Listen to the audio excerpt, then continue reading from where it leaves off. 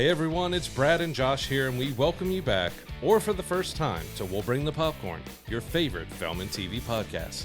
On today's episode, we're going to be reviewing the new film Nobody 2 and the new Marvel animated series Eyes of Wakanda. We haven't seen a new film in the series since 2017, but we do have the new Pirates of the Caribbean film is in the works. It's going to be a reboot, but it was pretty interesting that Jerry Bruckheimer came out and said that there is a part written for Jack Sparrow in this, and he's talked to Johnny Depp about it, so there's potential that he's going to come back, but it is a reboot, so that would mean he's either some sort of glorified cameo in it to pass the torch to someone else, like maybe he's going to be much older, like he is in real life, and they're just going to pass the torch to someone else. But that's kind of interesting that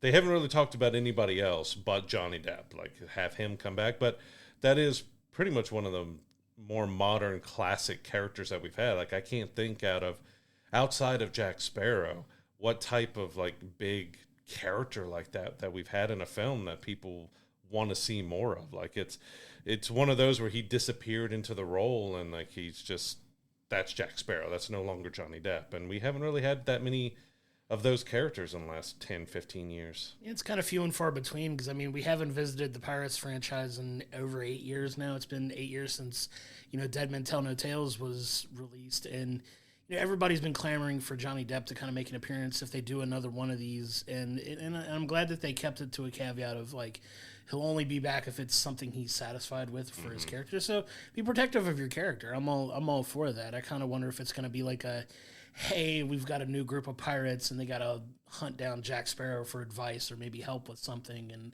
that's kind of how he's, involved but not involved with it kind of thing, just to kind of move it forward. But it's going to be interesting to see what they come up with because, like you said, Jack Sparrow is a beloved character that, people just clamor to see him in. Like if you want a Pirates of the Caribbean movie, Jack Sparrow's the character you want. Like he's synonymous with the franchise. It's like you said, there's very few of those types of characters anymore that are around outside of like a comic book character or just like one particular character associated with a franchise. Like you have maybe John Wick or maybe a couple of these others that are still popular, but not on that level. The Pirates franchise is $1 billion franchise. So it's going to be interesting to see if he gets involved into what capacity, but I'm definitely willing to give this a shot. I know Dead Men Tell No Tales was kind of an okay movie. Just like I'm of the belief that I feel like they've beaten it into the ground a little bit here, and a reboot is it necessary? We'll see if there's still a market for it. But the Pirates franchise is still extremely popular, so we'll see what comes out of it.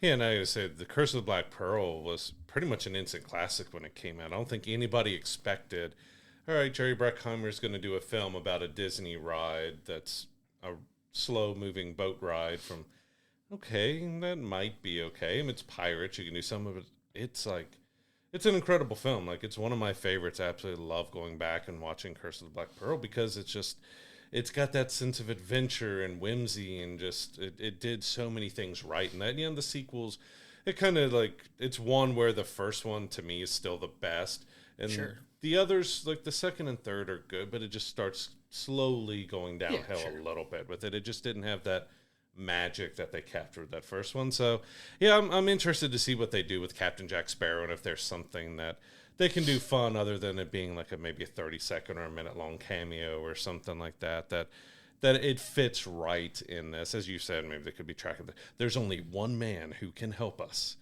Okay, it's Captain Jack. And of course, as you had, Keira Knightley was 17 or so when she did the first one as well, and Orlando Bloom was I think he was in his 20s. Like they were all young when that started, and yeah, you're looking at 2026 or 7 before this film potentially could be out, because we haven't heard anything about filming starting on it, because we've heard about this reboot, and we've also heard about an all-female with Margot Robbie, which I think that's kind of dead in the water right now, but they're still trying to do something with it. But yeah, we'll see if Johnny thinks this is a good thing for him to come back to. He's got full say if he returns, and they'll just basically write Jack Sparrow out if he decides he doesn't want to do it. Yeah, and I think that's a smart way to move forward with it. I'm in the same boat you are. That first film is absolutely incredible. And in doing the guy thing, have a nickname for my car, and my car is the Black Pearl, is what I call it. Just just for the love of the film. So, a lot of love for that film in my heart as well. But we'll see where the future of the franchise goes, whether they can get Johnny Depp back in the fold or not. But I want to turn this to another story here, and coming off the success of Weapons being the huge hit that it's become so far, like I think this weekend, even box office wise, it's still going to hold number one over the weekend, which is huge for kind of this original horror story. Like, and it crossed 100 million. I love it. I love to see that, and you can go back into our last episode to see what we think about the film itself. But Zach Cregger now is talking about taking over the Resident Evil franchise and doing his next film with it, and he's kind of given a little bit of insight into what he's got planned for it. He's not going the direction of telling the story of Leon necessarily, because he feels like it's been beaten to death a little bit in the video games, and he's kind of wanting to do his own thing with it, which I'm ecstatic for. Yeah, because you had the Mila Jovovich ones where it blended some of those characters from the games and a little bit of the story, but it didn't. It started off with the mansion and the woods and everything, and you had it go on at kind of its own trajectory after that. And those are very hit or miss because they went more high action than horror with them. But it'll be interesting to have someone who does horror like he does. I mean, Weapons and Barbarian are both very quirky, over the top, crazy at times, but that can work for Resident Evil. And I see some people online being a little upset that they're not doing Leon or doing the characters in the game, but you have the game series, you have a little bit of it in the Mila Jovovich stuff, but let him set something original within this world and see what happens with it. It could be fun because we saw with like Resident Evil 7, which had nobody really. I mean, it was set in its own new setting with new characters and everything else, and it is one of the best that's come out lately. Like, they really did something new and fresh and interesting. He could do something very much like 7 and be very successful with it. I think he mentioned that we'll see like the Umbrella Corp and everything in there, and we'll see nods to Raccoon City, and we'll have nods to everybody, but it's not based around those core characters, and I'm not upset with that. I think with his creativity and the way he tells stories, he could turn something pretty unique and original. I mean, you could even take something like with Resident Evil 4 that went to this village and creepiness, even though it did have, Leon in it and stuff, that you could transform that into something. Sure. And you remove one character, but you could still tell the same story. So it's going to be really interesting to see what parts of the Resident Evil universe he borrows from to make his original. Yeah, I'm excited to see him get his hands on. Like you said, he's got the credentials now with 2 popular horror films underneath his belt, and he's taking on a big IP like Resident Evil that, it's when you deal with IPs like that, obviously there's going to be very strong fan bases associated with it. They're going to have a ton of opinions. A lot of them are going to be negative if it's not the exact thing that they want to see from it, but it's hard to make those hardcore fan bases happy. So he does have a little bit of his work cut out for him, but I'm excited to see what he takes and does with it. Like you said, there's been some games where they've spun off from the Leon or Claire stories and have really told some really fun and interesting, things. Does he bring up a Lady the Lady D stories or whatever? You know what I mean? Like, and that'll break the internet. That'll break the internet because people are wild about her in kind of the wrong way. Of course, but does he go in a direction like that? Does he make it kind of a set type period piece, or does he make it more futuristic? Because Resident Evil has kind of gone both directions with it, at least even in the games. Like, there's been throwbacks, there's been kind of a futuristic stuff. The movies very much went into kind of this futuristic type setting also as well. So there's a ton of different influences to pull from, but we'll see what direction he decides to go with it. He's got some capital built up with me that he could take this risk, and I'm willing to check it out and see what he does with it for sure. Yeah, it's the biggest thing. We seem like we're maybe finally going to have some tension and horror in a Resident Evil film, because I mean, you've had the animated films as well that had a little bit of it, but we really haven't in live action gotten horror with Resident Evil. I mean, there were some deaths and scenes that are interesting in the Mila Jovovich series, but it wasn't horror at all in there. So he can do horror, he can do intensity and everything like that, and keeping you at your seat. So it's going to be fun. Since we're still talking about him, I did want to touch on that he's apparently in talks to do a Weapons prequel about Aunt Gladys as well, and I'm not sure I'm not sure if Weapons was one that I thought was going to become a franchise that have multiple films. So I don't know how I feel about potentially going back and showing stuff on Anklet. It's like there could be interesting because there's a lot of mystery that was left with that. But do you really need, just because Weapons, a unique original horror film, does well, do we have to instantly look to try to crank out 467 more of them?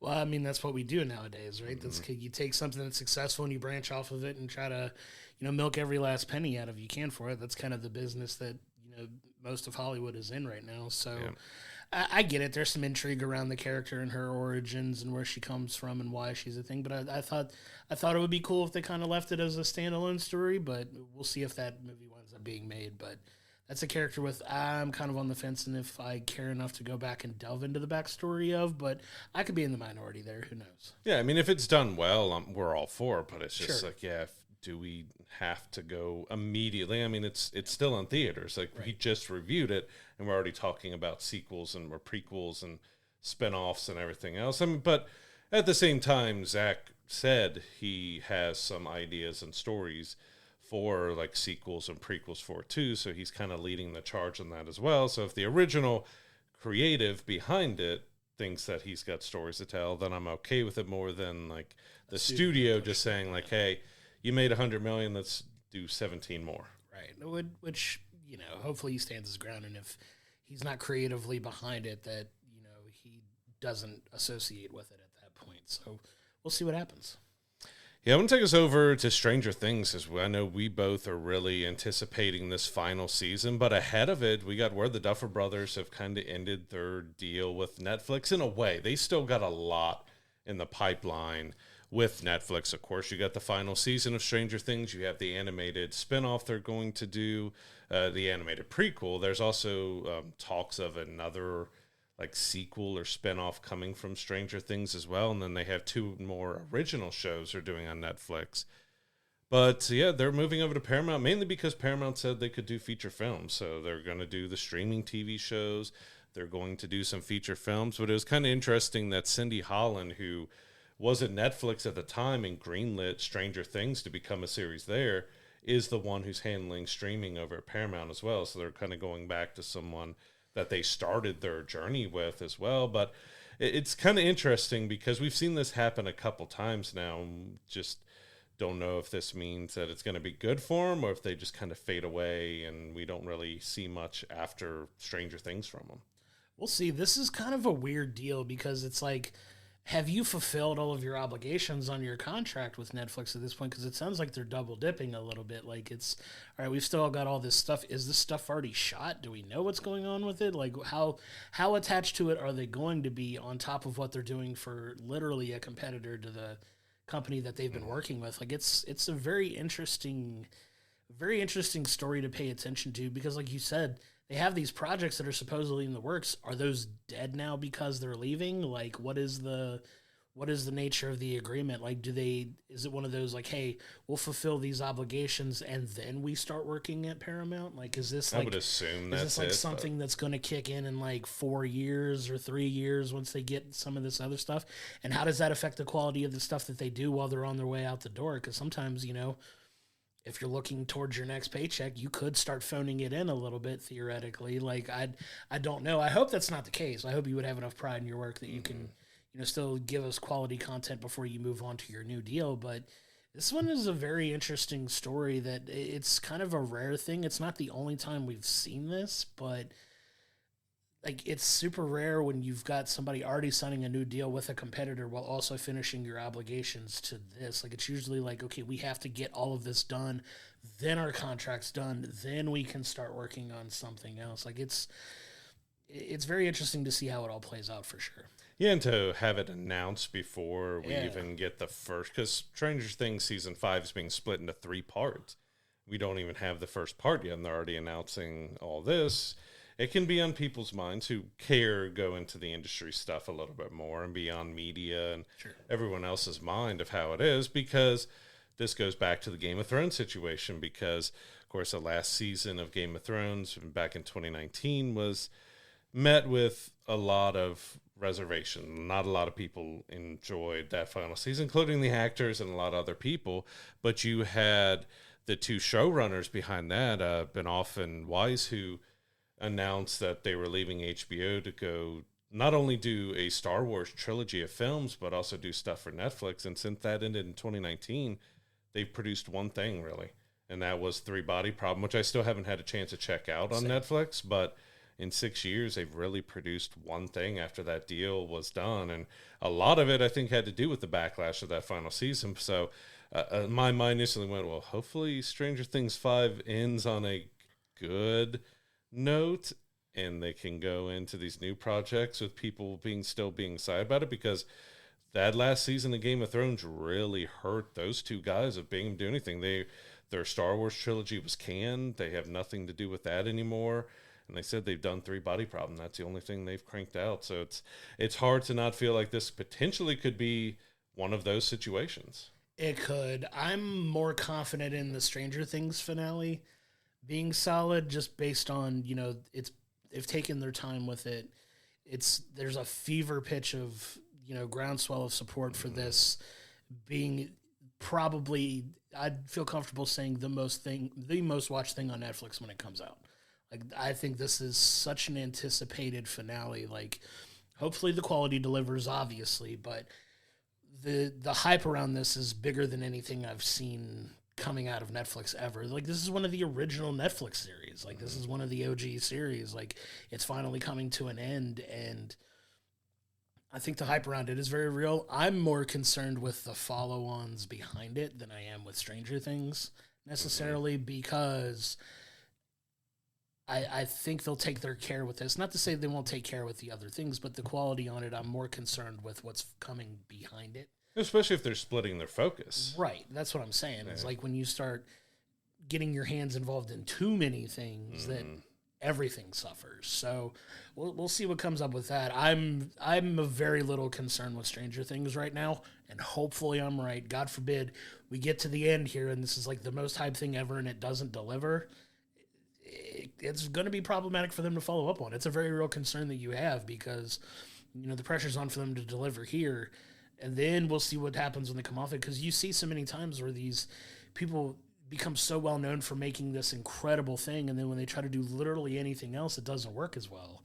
So we'll see what happens. I think another good example of that is the Russo brothers. Like, we're so synonymous with the creative peak of Marvel when they got to Endgame and, Infinity War.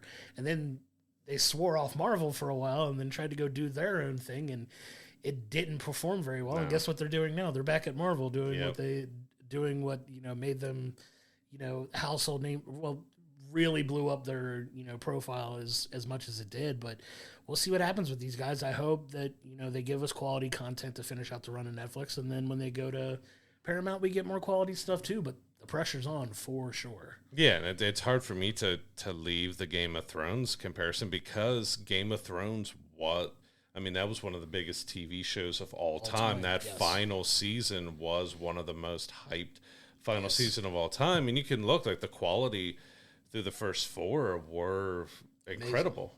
Amazing. And 5 just kind of nosedive and tanked. And we kind of got the same situation at the end of Game of Thrones. It was taking multiple years to get seasons out, and we've got that here with Stranger Things. So there's a lot of parallels. I am hoping that Stranger Things does end up being good and ending on a high note, but it's taken 9 years for 5 seasons, something like that. So it's hard to have all these different parallels happening between these creatives, being like, well, I don't know if that bodes well for the final season. I'm being a little bit standoffish on it, because I'm like, I just don't want, because I love that show and I want to see it end on a high note. But you've got it being split into 3 parts. You've got it 3 years after the last season or so that we get it. I'm holding out hope, but I am being a little cynical that I'm like, I don't know if this is going to hopefully end the way that everyone hopes it's going to end, just because we've been burned before. Let's hope it ends up more like Cobra Kai and less like Game of Thrones. So hopefully we get a satisfactory payoff with that for sure. I want to move us into our final news story of the week, which is more in the sports television conversation here. So we have TKO Sports, who are the owners of both the UFC and the WWE, have struck 2 different major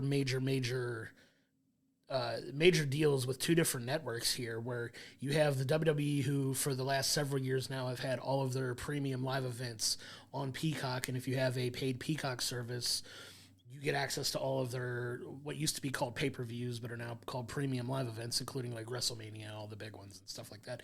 They're moving over to ESPN next year, which is huge. And there's a lot to dig into when it goes to that deal specifically. They are not going to be charging extra for pay-per-views and premium live events. That's one thing they did want to see, but you do have to have like an ESPN subscription that's coming out later in the year. Some people are starting to feel a little bit of a type of way about it because it is more expensive than it is to have on Peacock, but that's one for sure. And the other big deal they struck with was, speaking of Paramount, the UFC starting next year is moving from ESPN to Paramount. And the big thing about this move here is their pay-per-view model is going away completely. If you have access to Paramount Plus, you get all of their, what used to be called pay-per-views, their numbered events. Like, I think last night was like 319 or something like that. It's been around forever. But if you have a Paramount subscription, you get those events for free now. Gone are the days of the $80 ESPN pay-per-views for your UFC events, but now they're going to be quote-unquote free if you have a Peacock's or a Paramount Plus subscription, which is huge. That's a huge shift, and they got massive amounts of money for both of these deals, and it's kind of changing the overall landscape of how these two products are being consumed now, because you're moving from Peacock to ESPN, and then you're moving from ESPN to Paramount. So it's a big deal for TKO to get these two major deals done. Yeah, and I think they said what they Paramount Plus paid for UFC is more than the company is valued for right now. A ton of money.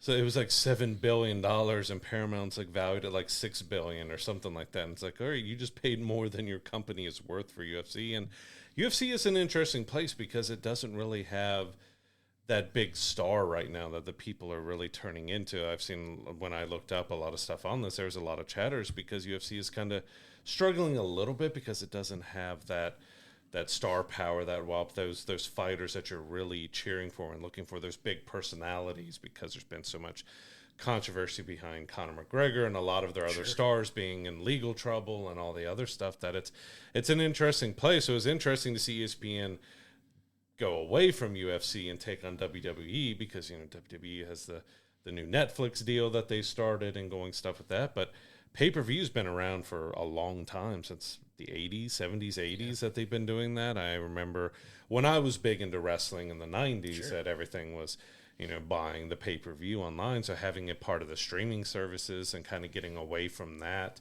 to go to streaming is really interesting that they're kind of all doing that. I'm thinking they're just not making as much money as they thought they were going to anymore in this day and age off of the old pay-per-view model. So going to, I guess, a revenue share or something with the streaming model, that they're going to get something back from that.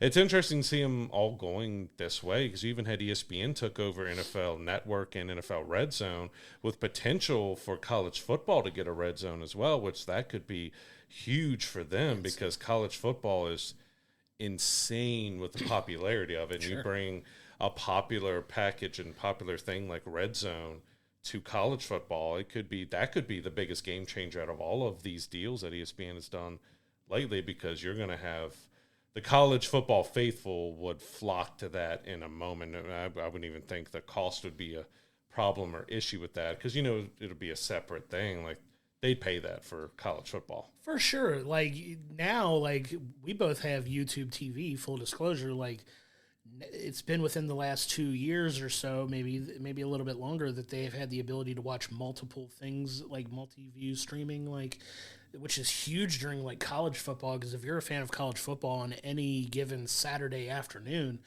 there's at least 4 or 5 games going on simultaneously that you could potentially have an interest in. That, a service like RedZone would be huge for that. Like, on NFL Sundays, RedZone is super popular, especially with people who can't necessarily afford something overly expensive like Sunday Ticket, which is astronomically expensive at this point. And you could pay significantly less for the RedZone. And I know it's tons of people, myself included, like, come NFL season, I invest in the RedZone and I watch it. I'm a big into, fantasy football and all kinds of stuff like that. And having a service like that for college football would be huge, and I'm surprised that nobody's really taken that ball and run with it, but it seems like it's something ESPN could be interested in, which would be an absolute game changer for sports fans. But yeah, man, these are two huge deals for two huge, intellectual properties like the WWE and the UFC, and TKO going to the bank for both of these. Like,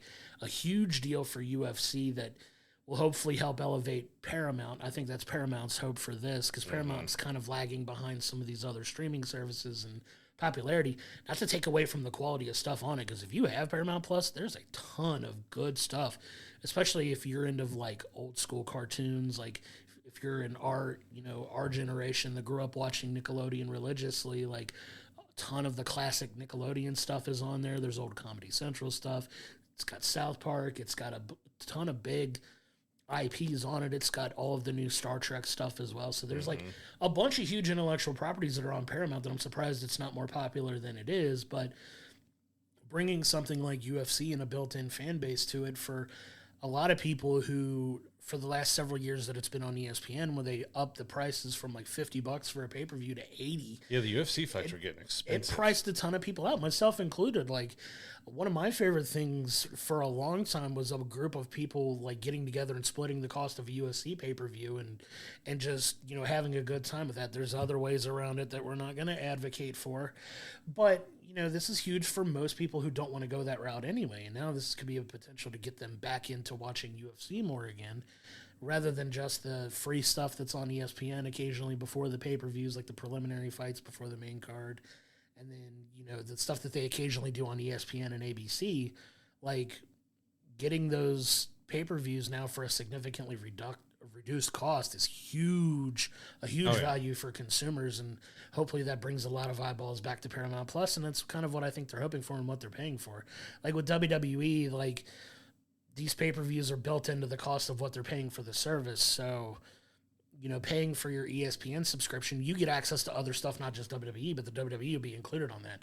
So you're probably going to see a large amount of people probably migrate away from Peacock over to ESPN now when, they take over next year. So it's going to be interesting to see kind of the focus shift move from, Peacock, who's very much benefited from having the WWE on their platform, over to ESPN, and see how that built-in huge fan base follows from one service to another. It's going to be interesting to see how everybody's affected by it. Yeah, because that's kind of the thing about, streaming for a while there was about, all right, we got this original movie, we got this original series, and they're still doing original movies and series, but it's turned into how do we get live sports, live events, WWE being added to Netflix are also done boxing, and they're adding that stuff. Like, all the streaming services are trying to add live sports and live events, and you even had Apple, get in on with MLS, and you've got soccer games streaming on there, and you've got them all trying to get into sports. There's even talks that after the success of F1, the movie,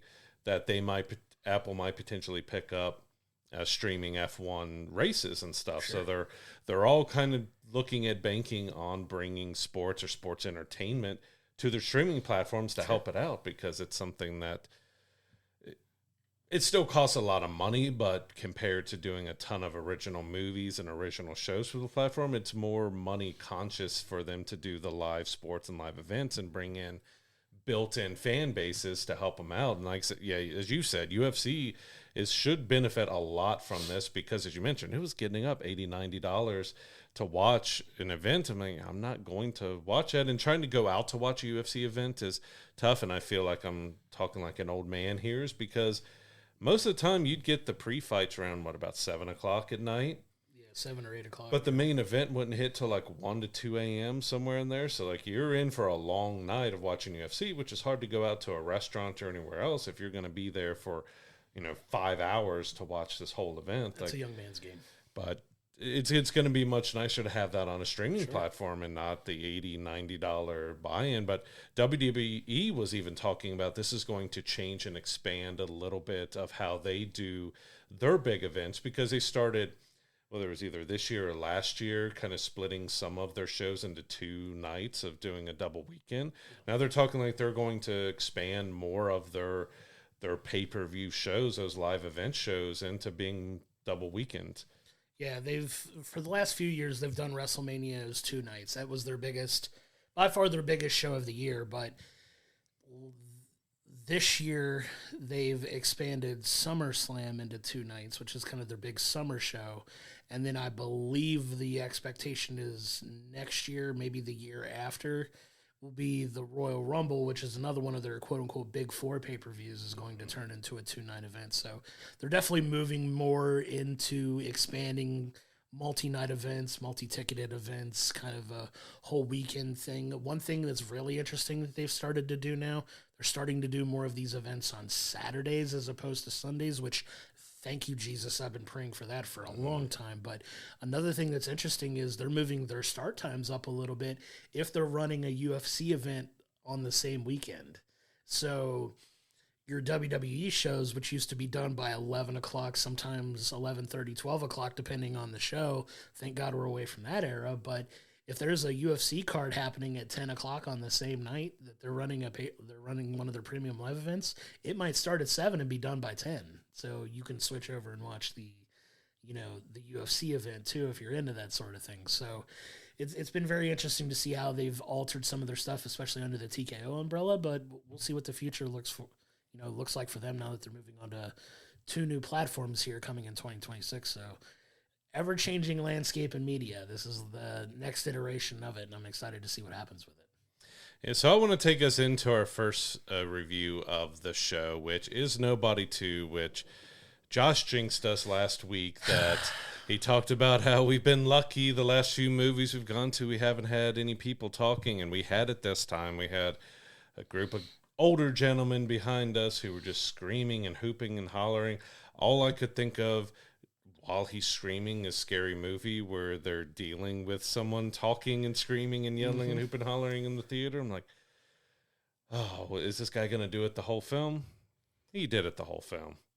Yeah, great. Thanks for bringing that up right out of the gate. But I had to hit him with that because he jinxed us. Come on. I did. It's all my fault. Like that was just, it took away a little bit from the experience for sure.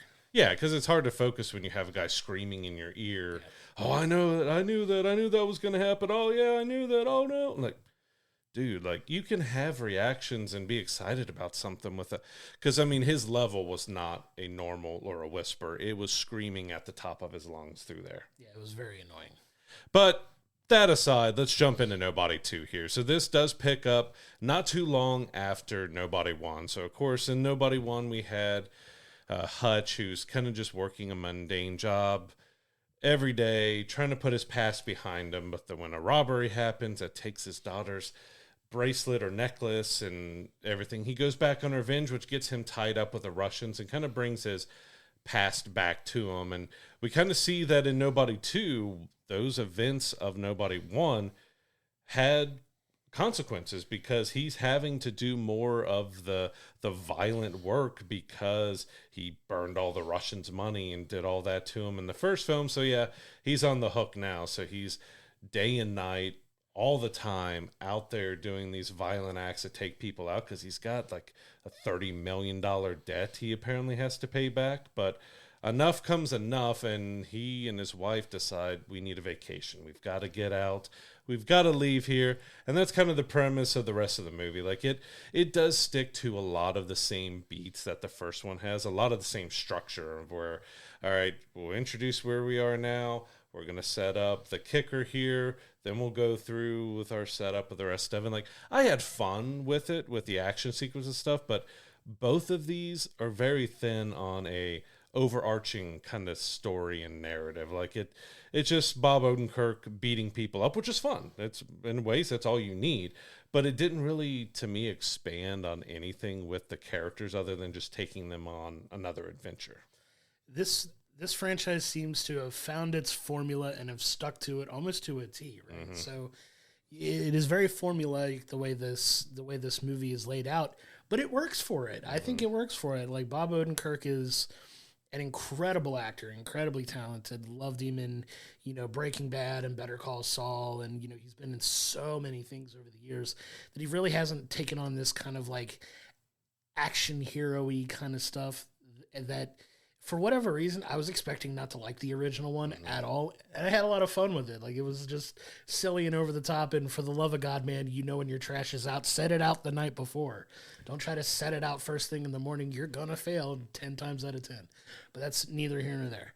But they definitely found a formula that works, and they kind of stuck to it in this one. And it's feels very much like a faithful follow-on continuation of the first film, which as a sequel, I kind of appreciate. It's like, okay, this is where he's at a few months down the line, perhaps, or maybe a year or so down the line from when this last film, because the last film came out, 2022, 23? It's been like 3-4 years. Yeah, it's been like 2 or 3, maybe 4 years since the original came out. I'm missing my date on it, but this is very much a continuation on of that story. You get the original family. The whole cast is back here. You have Christopher Lloyd as, Hutch's dad, who's... I do have to say I love seeing him doing a crazy over-the-top character like this. I love it so much. And then you've got Reza from the Wu-Tang Clan is back as his brother, that, is obviously his adopted brother, but, playing his brother in the movie, that was a ton of fun as well. And, you get them on this journey to this vacation where he needs a break from all of the violent stuff like you talked about. So they go back to a place that he and his brother went with their dad. And this looks like the most rundown, rinky-dink, over-the-top, goofy infomercial for this place. And they go there, and it's just this kind of what you expect it to be, a kind of outdated family park. Everything's broken down. Nothing's working. This old water park / carnival type setting or whatever.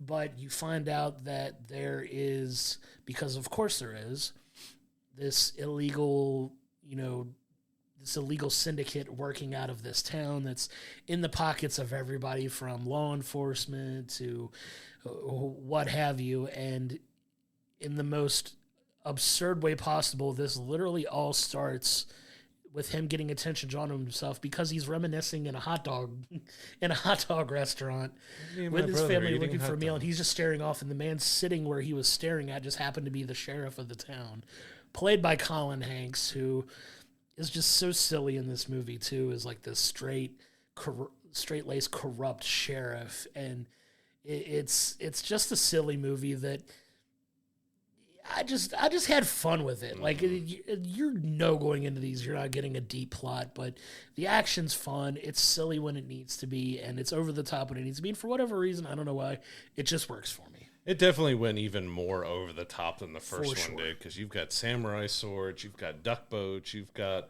a bunch of craziness that happens.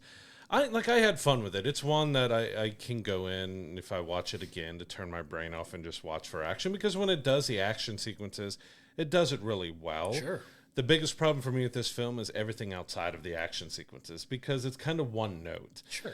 That, the first film dealt with, Hutch and his wife are having some marital issues because they're just kind of stuck in a rut. Yeah. And when you pick up with here, we ended with the first movie that they've kind of decided to stay together even after they learned everything of Hutch's other life and everything. And they bring it here, and they're still having marital issues. They're still having problems, which you can see, but it's still kind of the same note as a first film with their marital issues. And the same thing goes for his relationship with his kids. It's still that same note that, he doesn't have a relationship with his kids. They don't see him. He's always working. He's always doing other stuff. So it didn't really, to me, give us any advancement on that. We get one little thing with his wife is in that almost kind of didn't make sense, because you've had 2 films of they just don't work. They're not having a relationship with each other, but she makes a decision at the end of this that's like, you didn't kind of lead us into anything that would make sense for her to make that choice. And that's the only thing,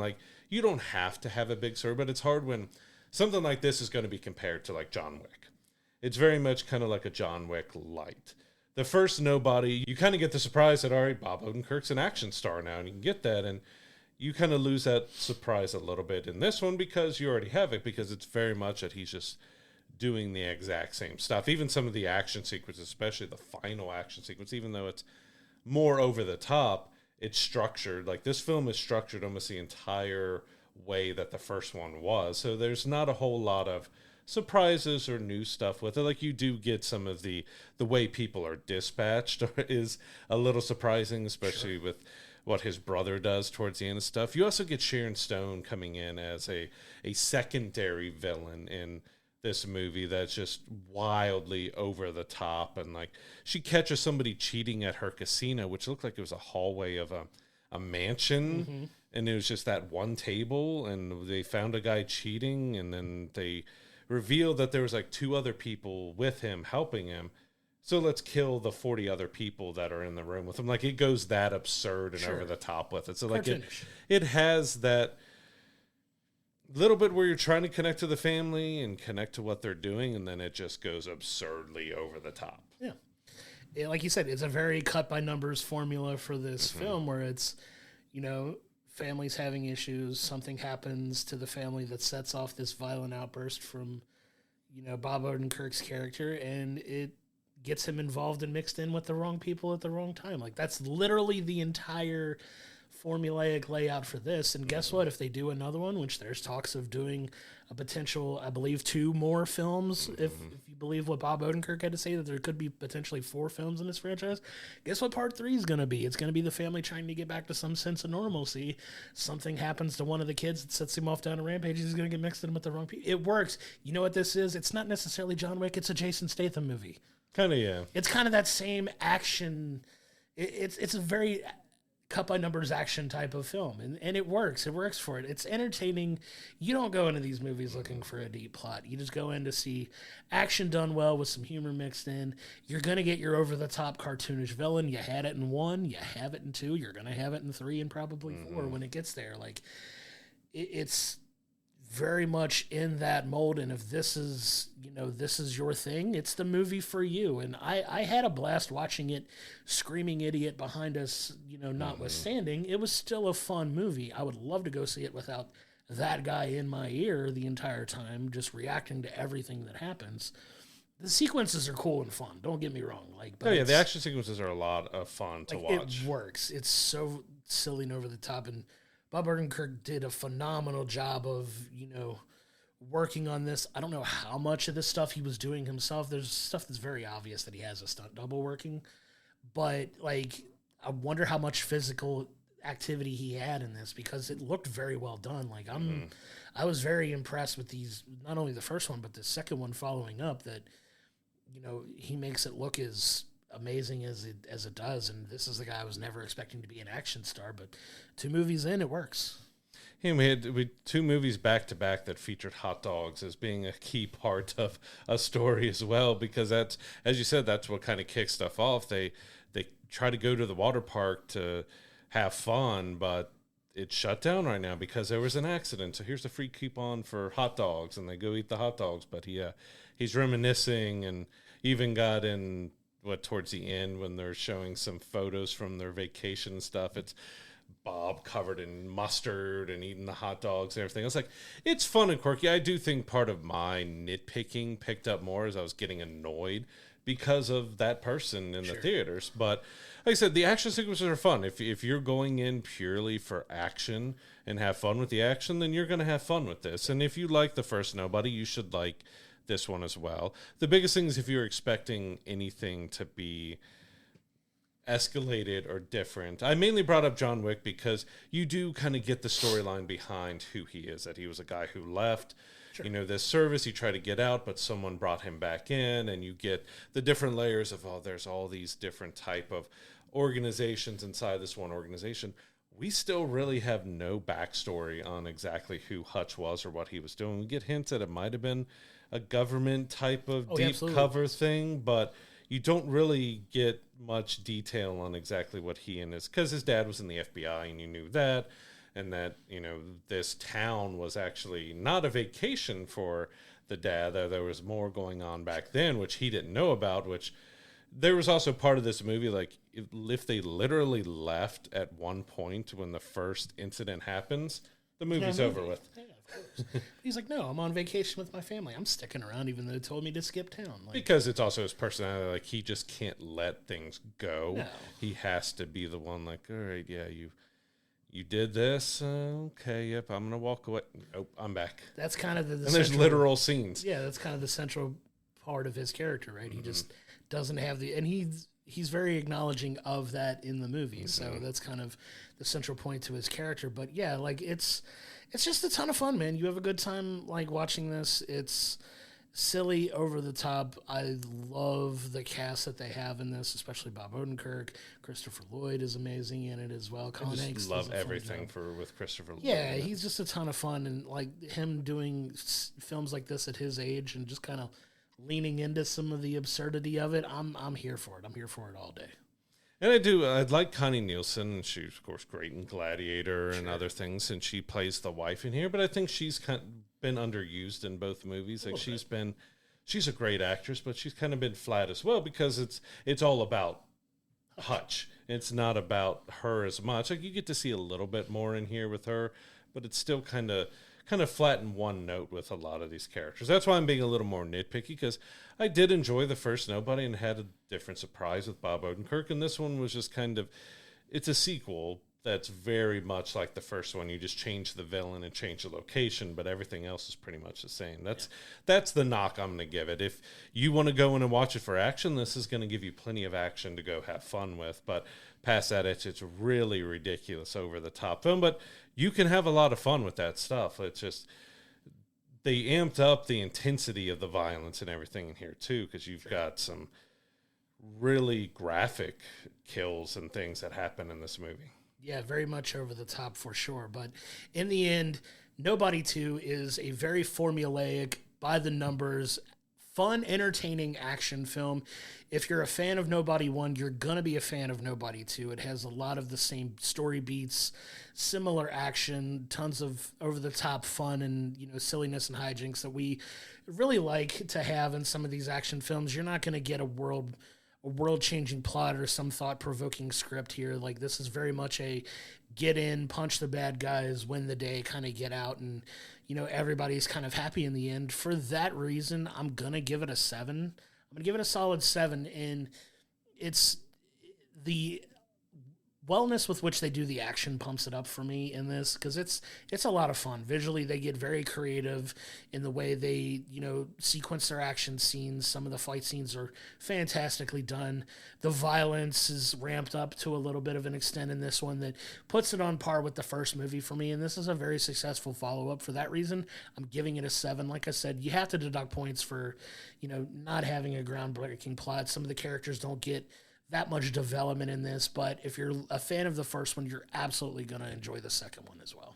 I'm going to take it down just slightly below you to 6.5, just because, as I said, and you've mentioned as well, it's very flat, it's very formulaic. Like, it just copies what they did in Nobody 1, change the location, change the intensity of the violence and whatnot, which can work. But at the same time, it's not really bringing much new to it. We don't get much advancement with our characters. Stories, really, we get Hutch in a place that kind of didn't make sense exactly why he was in debt and everything else based on what he did in the first one. But the action sequence is what saves it from being just a completely kind of terrible movie. Bob Odenkirk is great. Christopher Lloyd is great. But you're going in to watch the action. Don't go in expecting a deep story or getting any more depth that we didn't get in the first one. It's not giving that. It's just giving you over-the-top action. If that's what you're going for, then you're going to have a lot of fun with what it does with the action. It has some great set pieces in there, but it's also very even more over-the-top than the first one did. But that can be a lot of fun. But yeah, 6.5 is where I fell on it, just because it lost a lot because it just was just too cookie cutter, copying the first one over and just changing a few scenes. Yeah, for sure. It definitely was a little silly with the whole, he's significantly in debt because he burned all of the bad guys' money, but his handlers are now all of a sudden like, hey, you're on the hook for all this money. I'm like, that's not always how the Russian should be on the hook. Like, yeah, but taking that out and taking that aside, like, it sets up for what could potentially be another fun film, like, beyond that, because it does literally start the exact same way and end literally the exact same way as the first movie, where you have the scene where he's looking all beat up. Shout out to the wolf in this one, just to have, apparently he's, in the John Wick vein, he's got a dog that he's attached to now, but, in this case, a wolf. But, it very much starts and ends literally the exact same way as the first one, which I had a little bit of laugh about. I'm like, okay, they're going for consistency here. There's a theme, there's a pattern, there's a formula, and they stuck to it to a T, which, if you're not looking for a ton of advancement, this is what you're going to get out of it. And I appreciated the similarities at the same time. Like, it's like, okay, this is what a nobody film is going to look like, and they've established that over 2. If they switch it up for 3, I'm going to crush it for not doing the exact same thing. So stay tuned for when Nobody 3 comes out. I'm excited to watch it, of course, and when eventually that gets made and comes out. But like, if they don't do that same formula, I will trash part 3. So we'll see what happens when that comes out. That's the hard thing. Like, if they change it up too much, then you're going to be mad, but if they don't change it enough, then you can also be upset with it. It's a lose-lose situation. But as you said, it is literally the exact same. They change minor details. Sure, yeah. But it opens and closes the exact same way. Yeah.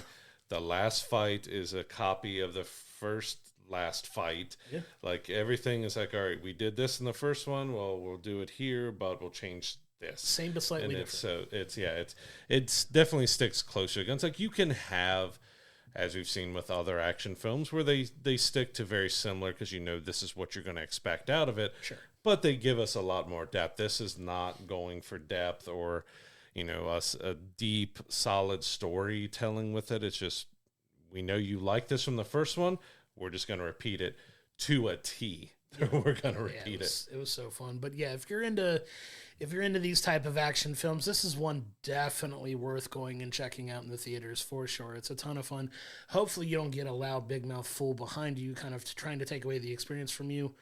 But outside of that, I still had a lot of fun watching this. Yeah, so Nobody 2 is in theaters now. Go check it out if you enjoy a good action flick to go. Like, our scores are a little lower, but what it did right was the action. So if that's what you want to see and you want a big action spectacle on screen, this will give you plenty of action to enjoy. For sure.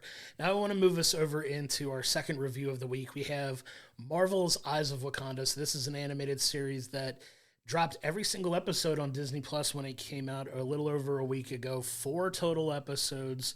And this is kind of an anthological take on the history of Wakanda and the history of the Black Panther, right? So you have what are in actuality 4 episodes telling 4 different stories of 4 different points in time. So if you kind of think back to our Predator Killer of Killers episode where we talk about the kind of 3-episode anthology where it's dealing with Predator in 3 different timelines, this is kind of a similar-ish type take in theme where it's, instead of 3 episodes, you get 4 episodes at different points in history talking about kind of the history of Wakanda and the history of the Black Panther as it ties into not only regular history, but by the time we get to the very end, it does have a direct tie-in to a Marvel feature film that plays out at the very end. We'll get to that when we get to the end of this review.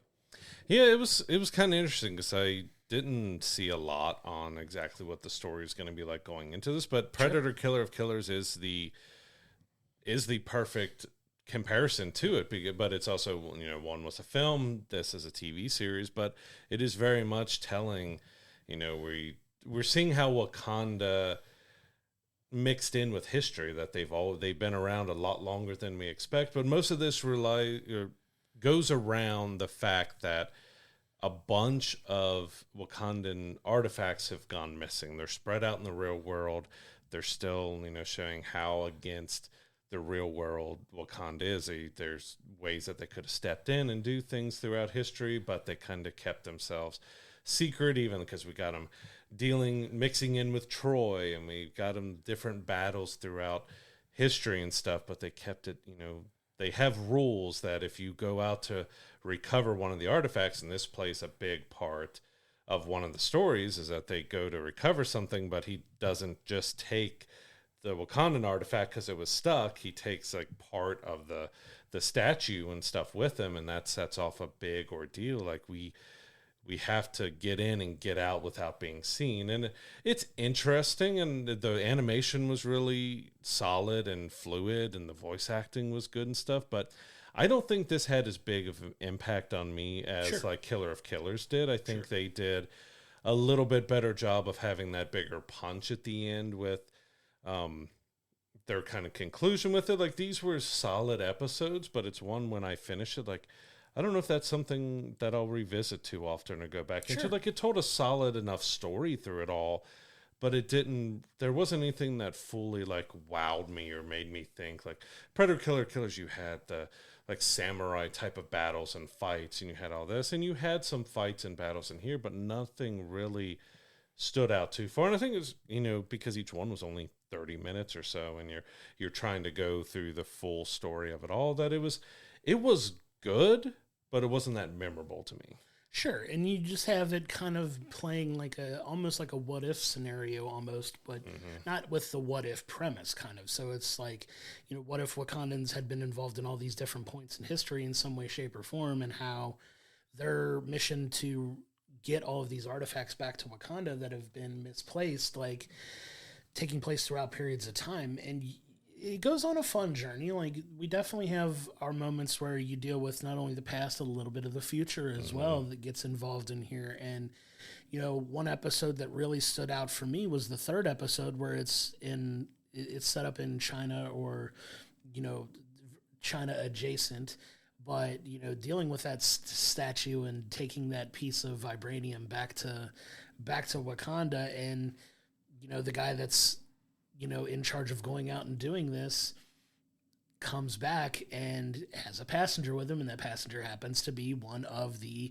immortal Iron Fists that have existed throughout history. And you have this, kind of love story back and forth-ish kind of with the female Iron Fist and the Wakandan agent who's out trying to, get this artifact to come back, and has a fun story that kind of goes through what happens when an outsider makes their way into Wakanda and how they deal with it and everything that goes crazy in it. Like, that was a lot of fun. Like, I had a lot of fun with that too. But get your first real Marvel introduction of an Iron Fist outside of the Netflix series. So this is them really dealing with an Iron Fist type character that they haven't with before, which was a lot of fun. I had a lot of enjoyment out of that too. But I like how it goes throughout history, but you see in the very slight ways that a theme from this episode carries on to the next one, where you have the formation of not just the Dora Milaje, but you have a former Dora Milaje who doesn't want to be a Dora Milaje anymore and becomes something more. And then you have it down the line where that character is now the leader of this group who's significantly older, and it's a jump up in time for another group of this established kind of making their way out. And it was a really fun kind of journey through time, and they found just enough of a way to tie them all together to make it feel anthologic to, make it tied together in a way that makes sense from a flowation of time and a storytelling sense. That I think they did an effective job of doing it that way. You got to a little bit more emotion in the war dogs and everything else, because you have the people who are sent out. You could talk about that, like Wakanda's supposed to be this just nation that's protected from everybody that no one would want to leave. You have perfection of life here, basically, sure. But you get the war dogs who go out on these missions, and they're like, it's when you come back from being out in the rest of the world, it changes you. Like, there's like, you even get one of the war dogs is like, just send me back out on another mission. I don't know how to live here anymore. I don't know how to be here. So I did like that depth. I think even though I enjoyed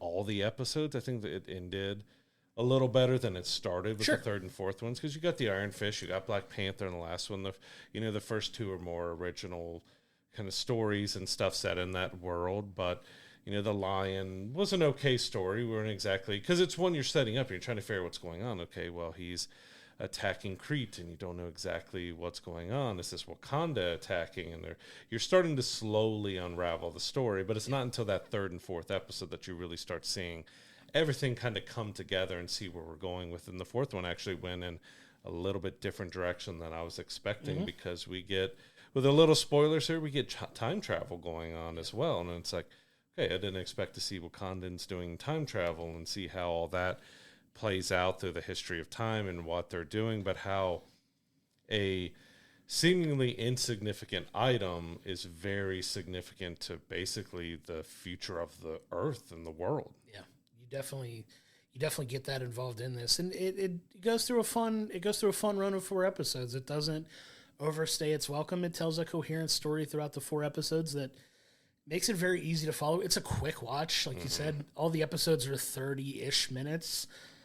Some a little more, some maybe slightly under than that. You can get this done in 2.5 hours most, and you can go on about your day. It's no different than watching a film, and I think that works for it in an episodic telling like this, and just kind of short, sweet, and to the point, which I appreciated because, like I said, it didn't overstay its welcome. You didn't go too crazy with everything, and you kind of told this throughput of time story of a little bit of the back history of Wakanda and some of the things they were involved in. And I have no problem spoiling the very end of it because I don't know how much traction this show is going to gain anyway, but you get the artifact from the last episode is directly tied into the Black Panther film. It happens to be, spoiler alert, the artifact that Killmonger is looking for in the museum. When he goes to rob the museum, the last scene you see in the show is the back shot of, Killmonger in that museum, and that artifact is sitting in there. So you get that tie into Black Panther. And if you're watching the episode, if you remember watching Black Panther, you're like, okay, I know where this is and how this is tied in. But they give you that last shot and that lasting impression of it too, which was awesome. I love to see that that's how it's all tied together. But yeah, it was a ton of fun, and it kind of gives you a little bit of a back history on some of the things that happened to this nation that, for so long has more or less been hidden away from the world until the events of the MCU really brought them out into the forefront. So I was happy with the way it was. It's a solid, it's not groundbreaking, it's not game-changing, it's not going to change how Marvel operates or anything like that, but it was a fun setting for 4 stories to tell this overarching story, and I think they did a good job with it. I really do. Like it's one that you don't have to watch repeatedly, but I don't think it's intended to. I think it's just one that you get it for some informational, and you can kind of go back on about your business. So it was effective in that way for me. I do wonder if it would feel slightly different if they did go the Predator Killers route and made it a film instead of 4 separate episodes. Sure. That they structured and kind of weaved them into each other a little bit more through a film, because you do have those hard stops, and that you could have blended a little bit more in the movie if it would have changed the impact of it or not. But yeah, what it was and what it did well enough. Like it told a simple story throughout there, but it gave you a little bit more. I think it was more, I just wanted to see a little bit more depth. Sure. Or a little bit more Wakanda, because 90% of it takes place outside in different historical elements, and we only got to see bits and pieces of where Wakanda was, and the most we saw with it was there's a lot of... The 3rd episode had a lot more humor than the rest of them, because, our war dog in there is just trying to, oh, no, I lost communication. I did this. Oh, don't worry about it. Oh, this is a training exercise. Like, you had a lot more almost slapsticky type of comedic moments in there, but it worked. It was fun. It was fun to see a female Iron Fist show up and see the difference, and because of their relationship and how things worked there, of how that played out. And it was a little interesting. When we got to the 4th one, you have the prince who's trying to do things a little differently and handle things differently. We're kind of seeing, well, that's kind of where the Black Panther is kind of starting in Wakanda, and you're seeing the beginning of that, but you also get to see like way into the future, even past where the live action films were and stuff. And it does make me wonder exactly where Black Panther 3 might be going. Do we introduce maybe a young version of who the Black Panther Queen is from the 4th episode, that she's trying to, does it lead up to that potential war and everything else we're seeing in there? But we're not going to see it because we get that cut into Eyes of Wakanda, but also doesn't work in the overall scope of like the MCU if they're going to have this big kind of alien war that they have at the end of that. So it might be something that where we just get a little bit of a nod, like, all right, this is her name, and like, oh, okay, so that's from Eyes of Wakanda, and we're setting up where that may go, or we may not. But it's one of those, like, you just don't know, because MCU, you're always thinking about it. How does this tie into the overall? And this is a prequel through time leading you right up to the first Black Panther movie, and what it tries to tell and do, it does it well enough. Like, it's just, it tells, like I said, it's well animated, it's well voice acted.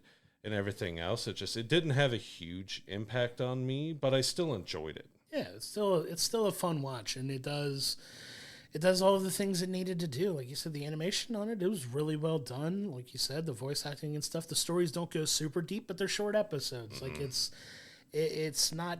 It doesn't have the time to go as deep as maybe it could. If all of the episodes were an hour, maybe they could have dived in a little deeper. But I don't think that was the intent of this. I think it was, here's what we're telling. Wham, bam, we're done, and we're gonna move on to the next thing. And I think for that, it was fairly effective enough. Yeah, so in the end, Eyes of Wakanda is a solid little series. It's only 4 episodes. It'll take you about 2 hours to get through it. It's well animated, well voice acted. It tells its story well enough, but it's something that just didn't stick with me afterwards. Like, once I watched it, I'm like, all right, that's good, and I moved on. Like, it wasn't bad, but I don't know, it just didn't have that rewatchability to me for most. Like, I've gone back and rewatched Black Panther 1 and 2 several times now, and I really enjoyed that. It just, I don't know, it felt good, but my brain was also comparing it to Predator Killer of Killers a lot, which was a kind of a surprise that we got, and now we've got something in the Marvel realm that was very similar, but I don't think it was done as kind of well as Predator Killer of Killers did with the interconnected stories throughout. I'm giving it a 7.5. I don't think it's a terrible series as well. It does have a few problems and issues, but most of it was just, it told its story and it got out. Yeah, I'm giving it a solid 7. Like I said, it's not earth-shattering for the MCU. It's a fine series in doing what it does.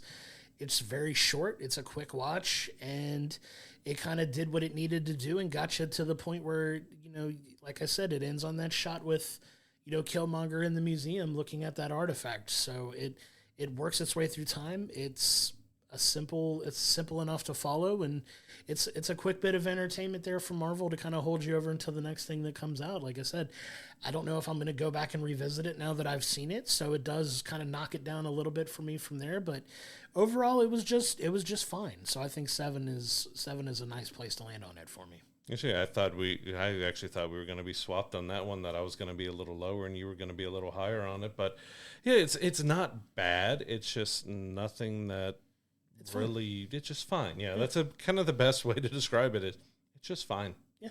And it's one that, like I said, you could watch it very quickly. It's one you can carve out a little bit of time you might have spent watching a movie. Just throw that on and go through the 4 episodes. Check it out. Come to our YouTube comments. Come to our Discord. Let us know what you think when you watch it for sure. All 4 episodes of Eyes of Wakanda are out on Disney Plus now. Go check it out. And when you check it out, come to us. Let's talk about it. Let's see what you think. Is there an episode that stood out more than the others to you? I personally like the 3rd episode dealing with the Immortal Iron Fist and their trek through Wakanda in that. And I had a lot of fun in that episode in particular, and we'll see what episode was your favorite. Come let us know.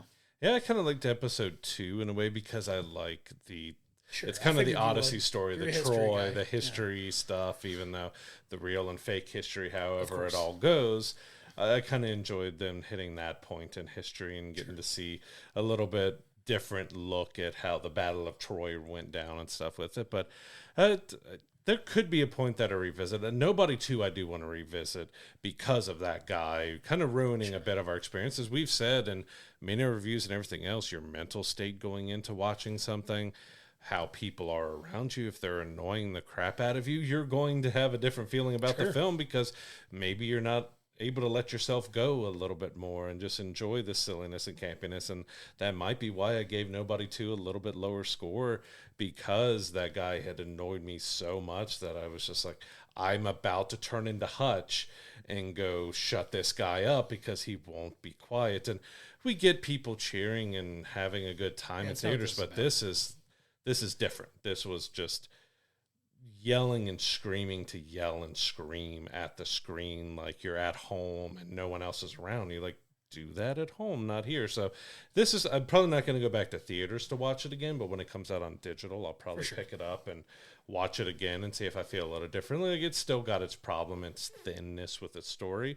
But I think if I'm in a better mindset of not being annoyed, that the action sequences, the fun part of the movie, will stand out a lot more. I think you'll have more fun when you go back and check it out again, because going and seeing all these movies together like we do, some of the things that you weren't reacting to that I figured you would react to, I was like, he's very annoyed at the person behind me. It's like he's not enjoying the movie as much as I think he could be if you could just let it go just a little bit, because at the end of the day, you can't control people. But for the love of God, man, like when you go see these movies, don't act like that. Don't act like that guy. Don't hoop and holler and react to every little thing and act like you're just yelling at your TV at home. Don't do that. Like, that just sucks the fun out of it for everybody. I've never seen a theater clear out quicker than I did on that movie. We got up and left immediately. And that's not something we normally do too, but we were both kind of... And it wasn't because of the movie.